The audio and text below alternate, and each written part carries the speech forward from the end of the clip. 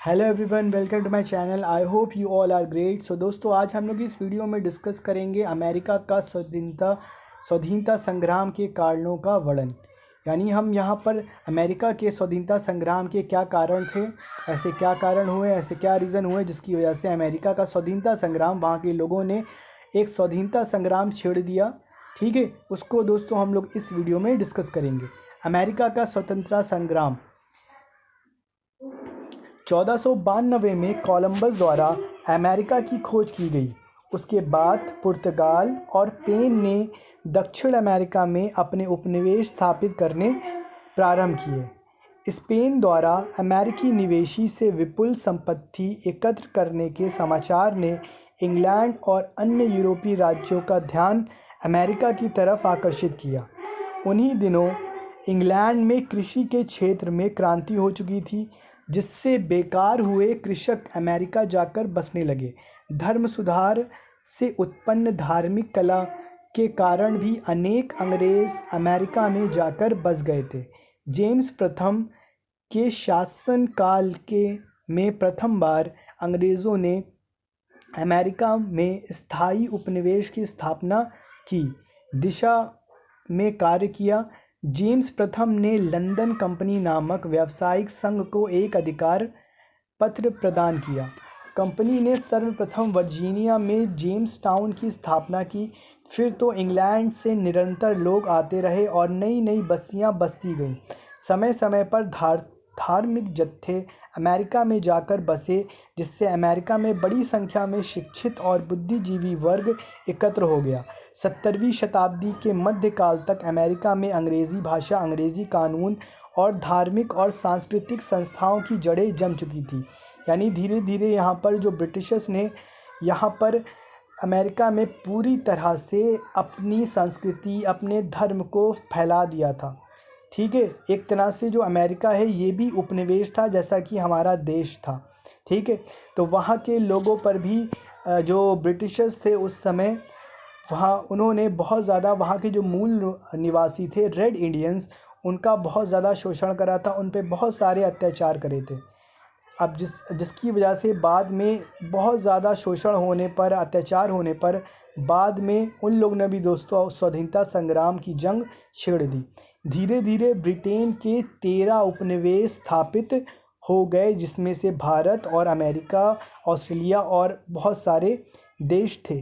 America के इन उपनिवेशों में मिश्रित संस्कृतियों का जन्म हुआ था, क्योंकि यहाँ आकर बसने वाले लोग यूरोप के विभिन्न देशों से आए थे, जो कि विभिन्न संप्रदायों और एंग्लिकन, प्यूरिटन, बवेकर, लूथरवादी, प्रेस्बिटेरियन आदि को मानने वाले थे। यानी कुछ लूथरवादी थे, लूथर को मानते थे, कोई प्यूरिटन के ख्यालात रखता था, कोई एंग्लिकन के रखता था। तो ऐसा क्यों हुआ? क्योंकि जो अमेरिका है, ठीक है, वहाँ पे रिसोर्सेज ज़्यादा थे, तो वहाँ पे लोग दोस्तों दूर दूर से अलग अलग पूरे यूरोप से आने लगे। और वहाँ पर जो यूरोप का रास्ता था, जो अमेरिका से यूरोप पास भी पड़ता था, तो आसानी से दोस्तों वहाँ पे लोग आने लगे वहाँ अमेरिका में। तो इस मारे वहाँ पर बहुत सारी संस्कृतियों का जन्म हुआ। इनमें भिन्न भिन्न कानून व शासन थे, जिनके जीवन यापन के स्रोत भी भिन्न थे। यानी क्योंकि ये अलग देशों से आए थे, अलग अलग राज्यों से आए थे, तो इनका रहन सहन, खान पान, धर्म बिल्कुल अलग अलग था। विभिन्न धर्मों, विश्वासों और भिन्न व्यवसायों के होते हुए भी यहाँ के लोगों के समक्ष एक जैसी समस्याएं थी, जिनके लिए मिलकर संघर्ष किया जा सकता था। अस्तित्व की चिंता ने उन्हें एक होने पर मजबूर कर दिया। क्रांति के पूर्व 50 वर्षों में अंग्रेज़ बस्तियों की जनसंख्या में 4 गुना बढ़ोतरी हुई थी। ये समय वाणिज्यवाद से प्रभावित था। अमेरिका में उत्पादित लकड़ी, चमड़ा, तंबाकू, चीनी, तांबा, मछली आदि के यूरोप में मांग बढ़ी। इससे अमेरिका के लोग खुशहाल हो गए। विदेशों से पुस्तकों का आयात होने लगा। अमेरिका में छपने वाले गजट और न्यूयॉर्क रिपोर्ट को मांग विदेशों तक में थी। अब दोस्तों हम लोग देखेंगे अमेरिका स्वतंत्रता संग्राम के कारण। ये तो हमने पूरी पृष्ठभूमि देखी, कैसे कैसे जो ब्रिटिशर्स थे यहाँ पर अमेरिका में आए, ठीक है, और उन्होंने किस तरह से अपना प्रभाव छोड़ा। अब क्या कारण है? अमेरिका की क्रांति वस्तुतः उपनिवेशों और मात्र राज्यों में मौलिक मतभेदों के कारण हुई।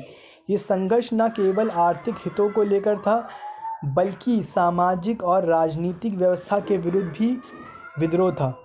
1763 ईस्वी के बाद ब्रिटेन द्वारा अपनाई गई कठोर व्यापारिक व्यवस्था और औपनिवेशिक नीति के कारण क्रांति को जन्म मिला। अमेरिकी उपनिवेशों द्वारा अपनी स्वच्छंदता, व्यवहार में स्वतंत्रता और अपनी स्वतंत्रता कायम रखने के लिए ब्रिटिश नीतियों के विरुद्ध विद्रोह था। ये बात भी ध्यान देने योग्य है कि उपनिवेशवासियों में पर्याप्त भिन्नता थी और उसमें से बहुतों को ब्रिटेन से कोई शिकायत नहीं थी, लेकिन परिस्थितियों ने उन्हें एकजुट होने के लिए मजबूर कर दिया। हालांकि ब्रिटिश सरकार ने इन उपनिवेशों की स्थापना में कोई विशेष सहयोग और सहायता नहीं दी थी और अपने इस पर अपना आधिपत्य स्थापित कर लिया था। इसका कारण संभवतः ये था कि इन उपनिवेशों में रहने वाले अधिकांश लोग अंग्रेज जाति के थे। उपनिवेशों में ब्रिटिश कार्यप्रणाली और ब्रिटेन द्वारा समय समय पर जारी की गई घोषणाएं अमेरिकी क्रांति का कारण बन गई। इसके प्रमुख कारण निम्न प्रकार हैं दोस्तों। उपनिवेशों में रहने वालों का चरित्र और इंग्लैंड के प्रति प्रेम का अभाव। अमेरिका के निवासियों में वही रक्त का बह रहा था जो कि ब्रिटेन में बसने वाले लोग में बह रहा था, यानी ज़्यादातर लोग अमेरिका में जो बसने वाले थे वो आपके इंग्लैंड से ही आए थे। यदि ब्रिटेन निवासी स्वतंत्रतावादी हो सकते थे तो अमेरिका में बसने वाले अंग्रेज़ भी स्वतंत्रता के समर्थक थे। जो अंग्रेज़ ब्रिटेन से भागकर अमेरिका में आकर बसे थे वे किसी न किसी कारण से ब्रिटेन से रूष्ट होकर अमेरिका में आए थे।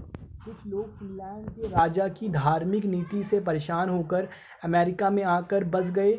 इनमें प्यूरिटन, गल्कन, कैथोलिक आदि थे। इंग्लैंड की सरकार ने अपने देश के अपराधियों को अमेरिका में भगा दिया। उनके मन में भी इंग्लैंड के प्रति कोई भावना नहीं थी। अमेरिका में यूरोप के दूसरे देशों से आकर जो लोग बसे थे उनकी संख्या कुल जनसंख्या की 40% थी, तो पूर्ण रूप से इंग्लैंड का विरोध करते थे। अमेरिकी उपनिवेशों में समानता की भावना थी, जबकि इंग्लैंड में अभी भी वर्ग भेद बना हुआ था और समाज में कुलीन वर्ग की प्रधानता थी। तो वहाँ पर जो सोसाइटी थी वो क्लासेस में डिवाइड थी, जो कि एक बहुत बड़ी परेशानी थी।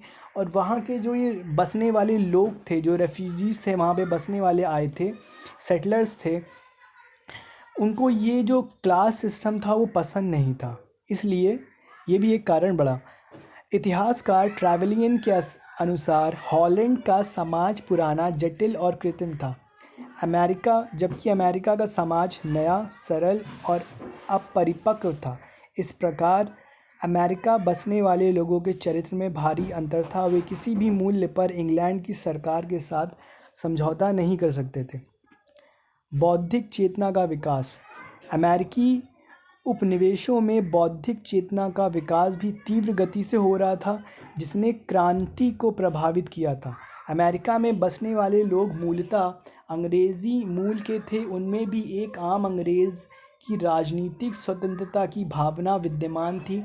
वर्जीनिया बस्ती के पूर्व चार्टर में कहा गया था कि वहाँ बसने वाले लोग वे सभी स्वतंत्रताएं व सुविधाएं प्राप्त होंगी जो हॉलैंड में रहने वाले लोगों को प्राप्त होती थी।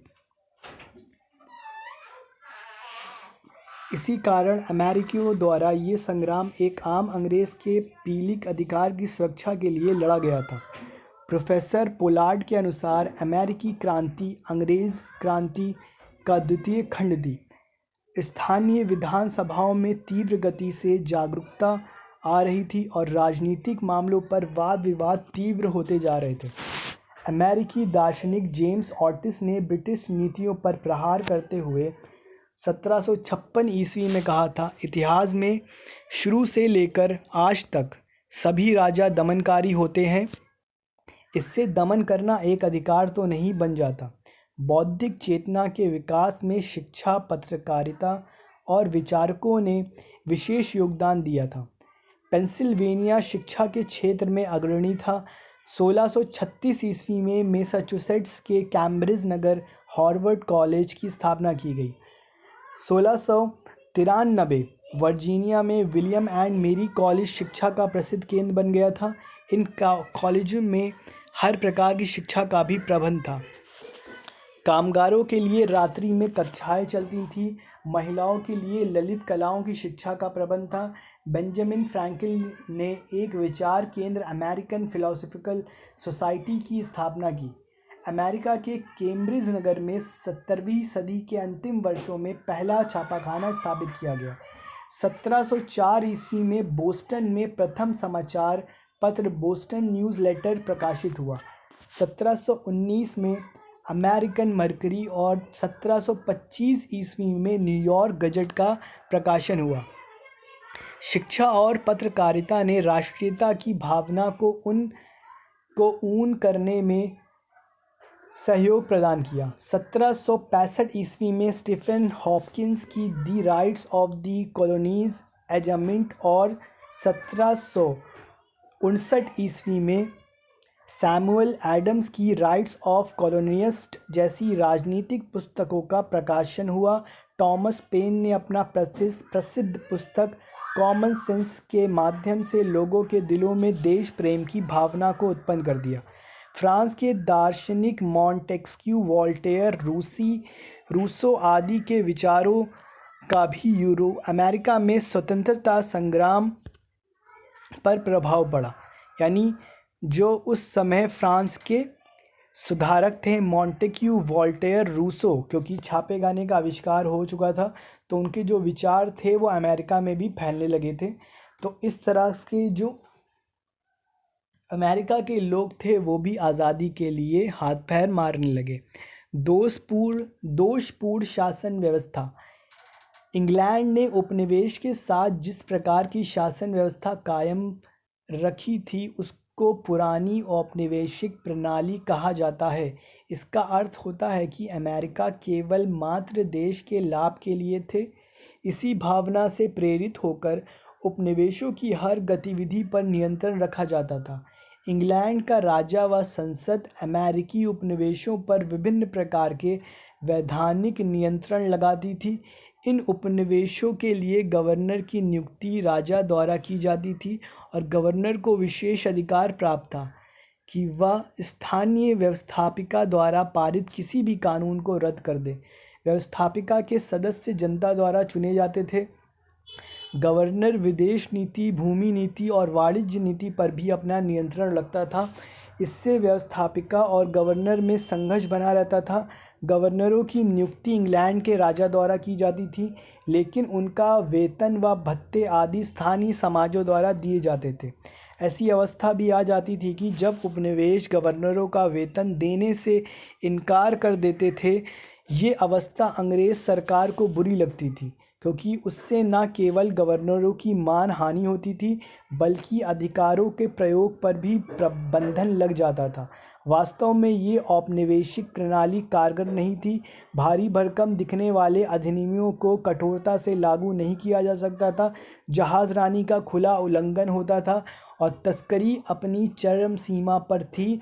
और जब कानूनों को कठोरता से लागू करने का प्रयास किया गया तो उसका परिणाम अमेरिकी विद्रोह के रूप में सामने आया। तो दोस्तों, जो अंग्रेज़ों की औपनिवेशिक नीति थी, यानी जिस कठोरता से वो अपने औपनिवेशिक राज्य या औपनिवेशिक देश पर अत्याचार करके उनके रिसोर्सेज को यूज़ कर रहे थे, वो पुरानी हो सकी थी। ये यहाँ के अमेरिका के जो लोग थे उनको पसंद नहीं था। चौथा कारण, इंग्लैंड का व्यापारिक नियंत्रण। इंग्लैंड उपनिवेश का अधिक से अधिक आर्थिक शोषण करना चाहता था, जिसके लिए अमेरिकी जनता तैयार नहीं थी। इंग्लैंड की सरकार ने व्यापार संबंधी ऐसे कानूनों को पास किया जिससे इंग्लैंड को लाभ पहुँचे। 1624 ईस्वी में जेम्स की सरकार ने वर्जीनिया के तंबाकू के निर्यात के लिए प्रयोग में लाए जाने वाले सभी विदेशी जहाज़ों पर रोक लगा दी। 1651 ईस्वी में इंग्लैंड की सरकार द्वारा एक अधिनियम पास किया गया कि अमेरिका में स्थित सभी अंग्रेज़ी बस्तियों के आयात व निर्यात इंग्लैंड में निर्मित या उपनिवेशों में निर्मित जहाज़ द्वारा ही किए जा सकते हैं। एक अन्य कानून द्वारा घोषित किया गया कि अब अमेरिकी उपनिवेशों में जाने वाले जहाज़ के स्वामी इंग्लैंड या संबंधित उपनिवेश के होने चाहिए थे। साथ ही जहाज़ पर कार्य करने वाले 65% कर्मचारी इंग्लैंड के राजा को प्रजा होनी चाहिए। एक कानून द्वारा चीनी, तंबाकू, रुई, नील, ऊन, अदरक आदि का व्यापार इंग्लैंड व उपनिवेशों के मध्य आरक्षित कर दिया गया। 1666 ईस्वी में विदेशी व्यापार कानून अमेरिकी उपनिवेशों पर लागू कर दिया गया, जिसके अनुसार अमेरिका से निर्यात होने वाले हर वस्तु पहले किसी अंग्रेज़ बंदरगाह पर जाएगी, तब कहीं इसी प्रकार की व्यवस्था आयात सामग्री के लिए भी थी। 1673 ईस्वी के एक अन्य कानून के अनुसार एक अमेरिकी उपनिवेश से दूसरे उपनिवेश पर जाने वाले आयात निर्यात को विदेशी व्यापार मानकर सीमा शुल्क प्राप्त किया जाने लगा। इंग्लैंड द्वारा उपनिवेश के उद्योगों पर भी नियंत्रण लगाए गए। 1689 ईस्वी में कानून द्वारा अमेरिका से ऊनी माल के निर्यात को बंद कर दिया गया। 1719 में कॉमन सभा में कहा गया कि अमेरिका में निर्माण आदि की विकसित गतिविधियों से इंग्लैंड पर उसका आश्रित होना घटता जा रहा है, अतः अमेरिका के उद्योगों को उत्साहित किया जाए। फलतः 1732 ईस्वी में तैयार और अर्ध तैयार दोनों प्रकार के तोपों के निर्यात पर प्रतिबंध लगा दिया गया।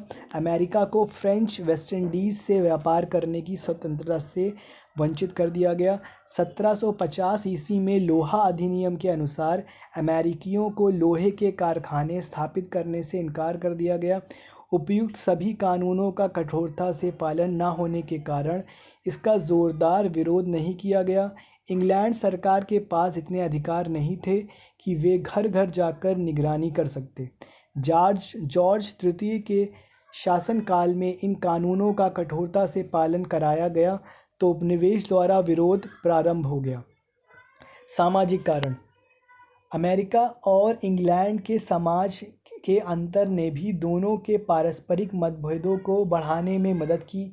अमेरिका में बसने के लिए परिश्रम, साहस व विपदाओं को सहन करने की आवश्यकता थी, जबकि इंग्लैंड का सामाजिक स्तर पैदाइशी प्रथा, शिक्षा आदि से प्राप्त होता था। अमेरिका में परिश्रम करने वाला व्यक्ति कुछ ही समय में धनवान बन सकता था और समाज में शीर्षस्थ स्थान प्राप्त कर सकता था, जबकि इंग्लैंड में परिश्रम करने के बाद भी धनवान बनना मुश्किल था और यदि कोई व्यक्ति धनवान बन भी जाता है तो उसे उच्च समाज में शामिल न करके उसे घृणा की निगाह से देखा जाता था। इंग्लैंड के समाज में पैतृक अभिजात वर्ग का ही प्रभाव था। अमेरिकी स्वतंत्रता संग्राम के दो तरह के अमेरिकी भाग ले रहे थे। प्रथम वे जो इंग्लैंड के वाणिज्यवाद के विरुद्ध थे और संख्या में कम थे। द्वितीय वे जो जनतांत्रिक भावनाओं से ओतप्रोत थे और नवयुवक उद्यमी और मजदूर थे। ये द्वितीय वर्ग हर तरह से के अभिजात वर्ग के विरुद्ध था। अमेरिका का ज़मींदार या अभिजात वर्ग क्रांति के पृथक ही रहा, क्योंकि इनका समाज अंग्रेज़ी समाज से मेल खाता था। इस संघर्ष में प्राय वकीलों, व्यापारियों, तस्करों, अध्यापकों आदि ने खुलकर भाग लिया। सप्तवर्षीय युद्ध का प्रभाव। फ्रांस और इंग्लैंड के मध्य लड़ा गया सप्तवर्षीय युद्ध अमेरिका के लिए बहुत महत्वपूर्ण सिद्ध हुआ। ये युद्ध फ्रांस और इंग्लैंड के मध्य भारत, यूरोप और अमेरिका में लड़ा गया। इस युद्ध के समय अमेरिकियों ने अंग्रेज़ सेना के लिए आई रसद इत्यादि को लूटकर उसे फ्रांस के हाथों में बेच डाला। इस कार्य को अंग्रेज़ी परिभाषा में दुश्मन से व्यापार की संज्ञा दी गई। युद्ध काल में उपनिवेशों ने अपने उद्योग धंधों का बहुत विकास कर लिया। न्यूयॉर्क के एक गवर्नर ने भविष्यवाणी की थी कि यदि अमेरिका एक बार अपनी आवश्यकता का कपड़ा इत्यादि स्वयं उपलब्ध कराने में सफल हो गए तो वे अमेरिका में इंग्लैंड की उपस्थिति को बिल्कुल स्वीकार नहीं करेंगे। युद्ध काल में किसानों को भी पर्याप्त लाभ पहुंचा था। युद्ध के बाद समाप्त हुए इस लाभ को प्राप्त करने की निरंतर कोशिश की जाती रही। दूसरे, कनाडा में फ्रांस के उपनिवेश थे। अमेरिकी जनता को सदैव इस बात का भय रहता था कि फ्रांस उन पर आक्रमण करके अपना आधिपत्य स्थापित कर ले। इस कारण वे इंग्लैंड का प्रत्यक्ष रूप से विरोध नहीं करते थे, लेकिन सप्तवर्षीय युद्ध में इंग्लैंड द्वारा फ्रांस को पराजित कर दिया गया और कनाडा पर भी इंग्लैंड का अधिकार हो गया। फ्रांस का संकट समाप्त होते ही अमेरिकी लोगों ने अपने हितों की रक्षा के लिए इंग्लैंड का विरोध करना शुरू कर दिया। अमेरिकी उपनिवेशों में संगठित होने की इच्छा शक्ति।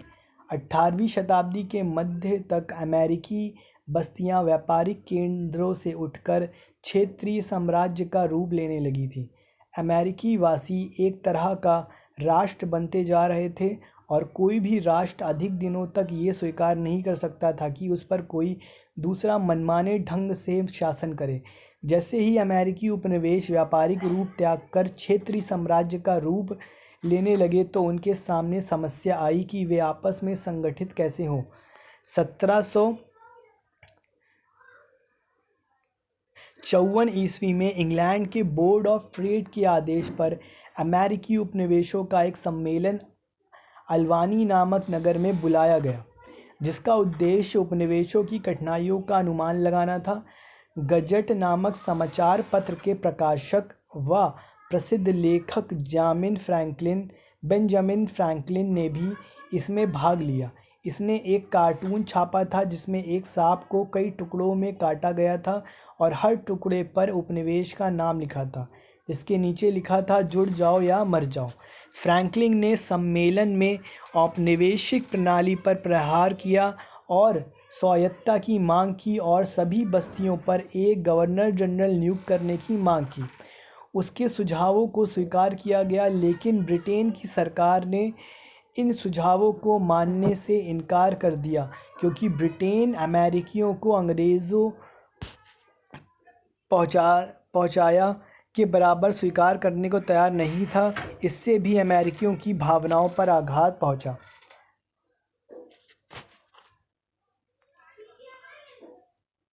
आर्थिक कारण। अमेरिका का स्वतंत्रता संग्राम आर्थिक कारणों से बहुत प्रभावित हुआ। 1763 ईस्वी में ग्रेनविले ब्रिटेन का प्रधानमंत्री था।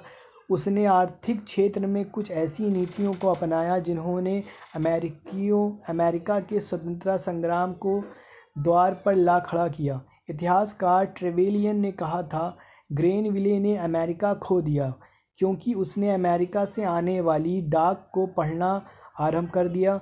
इंग्लैंड ने नए राजा जॉर्ज तृतीय ने प्रयास किया कि हर विभाग में कुशलता लाई जाए। फलतः अमेरिका से संबंधित हर विभाग की देखभाल की गई। इस समय युद्धों में लगे रहने के कारण ब्रिटेन की अर्थव्यवस्था बिगड़ गई थी, अतः आवश्यक था कि खर्च कम किए जाएं। जॉर्ज ग्रेनविले ने 1763 ईस्वी में देखा कि अमेरिका पर खर्च अधिक हो रहा है और कर कम एकत्र हो रहे हैं। फलतः उसने निम्नलिखित योजना तैयार की। जहाज़रानी कानूनों को कठोरता से लागू किया जाए और तस्करी को रोका जाए। उपनिवेश पर प्रत्यक्ष कर लगाए जाएं। एकत्र राजस्व के अमेरिका में एक बड़ी स्थायी सेना रखी जाए जो फ्रांसीसी खतरे में बस्तियों की रक्षा करे, रेड इंडियंस कबीले की भी रक्षा करे, यानी जो वहाँ के मूल निवासी थे रेड इंडियंस, उनकी भी फ्रांसीसियों के हमले से रक्षा करे। शीरा अधिनियम। ग्रेनविले ने 1764 ईस्वी में शीरे, रस व चीनी पर सीमा शुल्क में वृद्धि कर दी। Stomp act. 1765 ईस्वी में ग्रेनविले सरकार ने सभी न्यायिक व गैर न्यायिक कारनामों और समाचार पत्रों आदि के लिए सरकार अदालती स्टैम्प पेपर का प्रयोग करना अनिवार्य कर दिया। इससे 60,000 पाउंड एकत्र होने की आशा थी। इस योजना का विरोध अमेरिका में जोर पकड़ता गया। प्यूरिटन और क्वेकर्स ने इन करों का सबसे अधिक विरोध किया। विरोध का कारण आर्थिक बोझ न होकर सैद्धांतिक बोझ था। कई नगरों में दंगे हुए सामान का बहिष्कार भी किया और न्यूयॉर्क में एक सम्मेलन आयोजित कर इंग्लैंड द्वारा कर लगाने मौलिक अधिकार को चुनौती दी गई। अमेरिकी इस बात को स्वीकारते थे कि आंतरिक कर लगाने का अधिकार केवल स्थानीय विधानमंडल को ही है। इस समय अमेरिका में एक नया नारा लगा, बिना प्रतिनिधित्व के कर नहीं। इंग्लैंड की संसद में अमेरिका का कोई प्रतिनिधित्व नहीं है, इसलिए इंग्लैंड की संसद को कर लगाने का अधिकार नहीं है। रॉकिंघम की घोषणा 1765 ईस्वी में ग्रेनविले सरकार का पतन हो गया और नई सरकार रॉकिंघम द्वारा बनाई गई। रॉकिंघम ने स्टैंप एक्ट तो वापस ले लिया, लेकिन ये घोषणा भी कर दी कि इंग्लैंड की संसद को अमेरिका पर कर लगाने का पूरा अधिकार था। इस घोषणा की भी अमेरिका में गहरी प्रतिक्रिया हुई। टाउनशेंड की कर योजना रॉकिंघम सरकार के पतन के बाद विलियम पिट ने सरकार बनाई, जिसमें चार्ल्स टाउनशेंड अर्थमंत्री था। टाउनशेंड ने 1667 ईस्वी में 5 वस्तुओं यथा चाय, शीशा, कागज़, सिक्का, धातु और रंग पर सीमा शुल्क लगा दिया, जिससे अमेरिकी इंग्लैंड से आयात करते थे। अमेरिकियों ने इन करों को भी देने से इनकार कर दिया, क्योंकि अब उन्होंने एक सिद्धांत बना लिया था कि वे अंग्रेज़ी संसद द्वारा पारित किसी भी कर को नहीं देंगे। बॉस्टन नगर में गवर्नर को सुरक्षा के लिए 2 सैनिक टुकड़ियां बुलवानी पड़ी। 5 मार्च 1770 ईस्वी के टकराव में 5 लोग मारे गए। अमेरिका में इसको बॉस्टन हत्याकांड नाम दिया गया है। जनता ने कर देने से इनकार कर दिया। 1772 ईस्वी में तस्करी विरोधी अभियान में लगे शाही सेना के जहाज़ गास्पी को जला दिया गया। चाय को छोड़कर अन्य वस्तुओं पर लगे करों को 1770 ईस्वी में वापस ले लिया गया। तत्कालिक कारण लॉर्ड नॉर्थ का चाय पर टाउनशेंड मंत्रिमंडल के बाद लॉर्ड नॉर्थ ने सरकार बनाई। उसने चाय के अतिरिक्त अन्य वस्तुओं से कर हटा लिया था, लेकिन अमेरिकी उपनिवेशों ने आयात विरोधी समझौता कर लिया था, जिसके अनुसार इंग्लैंड में बनी वस्तुओं का बहिष्कार किया जाने लगा। 1773 ईस्वी तक भारत में ईस्ट इंडिया कंपनी की आर्थिक स्थिति अत्यधिक शोचनीय हो गई थी। कंपनी व्यापारिक कंपनी के स्थान पर राजनैतिक कंपनी बनकर रह गई थी। भारत और इंग्लैंड में कंपनी के गोदाम चाय से भरे थे। अमेरिका ने चाय मंगाना बंद कर दिया था। जो कुछ मंगाई जा रही थी वह भी तस्करी के माध्यम से। इंग्लैंड को राजस्व की क्षति हो रही थी। पहले अमेरिका जाने वाली चाय भारत से इंग्लैंड होकर जाती थी, जिस पर इंग्लैंड में चुंगी ली जाती थी और रास्ता लंबा होने के कारण खर्च भी अधिक जाता था, जिससे अमेरिका पहुंचते पहुंचते चाय की कीमत में काफ़ी वृद्धि हो जाती थी। लॉर्ड नॉर्थ ने कंपनी को लाभ पहुंचाने के लिए और तस्करी समाप्त करने की घोषणा की। अब भारत से सीधे अमेरिका चाय भेजी जा सकती थी। पिछले आंदोलन के दौरान अमेरिकी समाज के 2 वर्गों ने काफ़ी लाभ उठाया था। प्रथम वे जो तस्करी के माध्यम से लाभ उठा रहे थे, और द्वितीय वे जो कि मध्यम दर्जे के व्यापारी थे और तस्करी के माध्यम से मंगाई गई चाय से उनके गोदाम भरे पड़े थे। वे कीमतें बढ़ने का इंतज़ार कर रहे थे। नॉर्थ योजना से दोनों वर्गों को क्षति पहुंचती थी। ये दोनों वर्ग राजनीतिज्ञों के साथ लग गए और नॉर्थ योजना को इंग्लैंड की नई चाल बताया। उनका कहना था कि सस्ती चाय के माध्यम से इंग्लैंड बाहरी कर लगाने को अपने अधिकार को बनाए रखना चाहता है। फलतः इंग्लैंड और चाय के विरुद्ध संपूर्ण अमेरिका में एक आंदोलन प्रारंभ हो गया। बोस्टन चाय पार्टी और स्वतंत्रता संग्राम का प्रारंभ। अमेरिका में सबसे अधिक विरोध का वातावरण मैसाचुसेट्स के बंदरगाह बोस्टन में दिखाई दिया। यहाँ प्यूरिटनों की आबादी अधिक थी।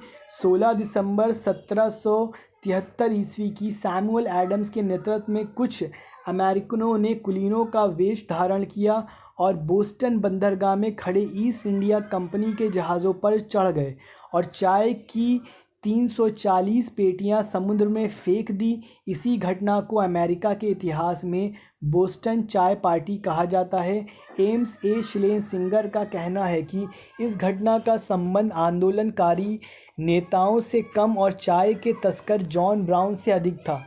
दमन की नीति जॉर्ज तृतीय और लॉर्ड नॉर्थ ने इस घटना को अपने लिए एक चुनौती माना। स्थानीय प्रशासन भंग कर दिया गया, बॉस्टन बंदरगाह बंद कर दिया गया, मैसाचुसेट्स का चार्टर रद्द कर दिया गया, अंग्रेज़ी सैनिकों को लोगों के घरों में घुसने की आज्ञा मिल गई, अमेरिकी न्यायालय में चल रहे मुकदमे इंग्लैंड स्थानांतरित कर दिए गए। न केवल अमेरिकियों द्वारा बल्कि इंग्लैंड में कुछ राजनीतिज्ञों ने भी उपयुक्त कानूनों को अनुचित बताया। महाद्वीपीय सम्मेलन इंग्लैंड की दमन नीति का विरोध करने के लिए अमेरिकी उपनिवेशों का एक सम्मेलन 5 दिसंबर 1774 को फिलाडेल्फिया में बुलाया गया। जॉर्जिया को छोड़कर सभी उपनिवेशों के प्रतिनिधियों ने इसमें भाग लिया।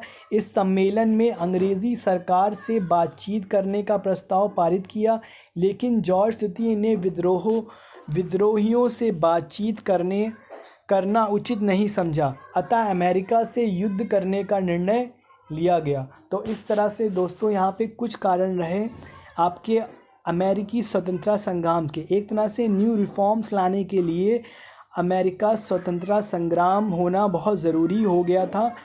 ठीक है, तो एक तरह तो ये था दोस्तों अमेरिकी स्वतंत्रता संग्राम के कारण।